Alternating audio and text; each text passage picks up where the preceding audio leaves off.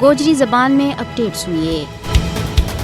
भारत में दलितों ना मुनज़्ज़म तौर के ऊपर जबर और तशद्दुद को सामना है। इस जदीद दौर में भी भारत एक शर्मनाक ज़ात पात का निज़ाम के तहत तकसीम है। दलितों ना अछूत समझो जाए, भारत में हिंदू सकाफत और ज़ात पात का गैर इंसानी निज़ाम में दलितों ना उच्ची ज़ात का हिंदुओं का बराबर हकूक हासिल ही नहीं है। बड़ी तादाद में होने के बावजूद हिंदू माशरा में सदियों के दलितों के नाल गैर इंसानी सलूक किया जा रही है और मोदी का इक़्तिदार में आने के बाद तो दलितों के खिलाफ तासब और तशद्दुद में मुझ ज्यादा बद हो है। दलितों के खिलाफ जराइम पर भी आला ज़ात का हिंदुआना सजा नहीं दी जाती। कानून नाफज करने वाला इदारा बशमूल पुलिस और अदलिया तक हमेशा उच्ची ज़ात का मुजरमा की हिमायत करें और भारतीय मीडिया तक दलितों के ऊपर हमला नज़रअंदाज कर दें। दलितों ने भारत पार में सब दे मामूली और हकीर काम पर मजबूर किया जाए। हाल ही में भारत की मारूफ मुसन्फ़ा और इंसानी हकूक की सरगर्म कारकुन अरुंधति राय ने एक इंटरव्यू में किया है कि पिछला 5 साल में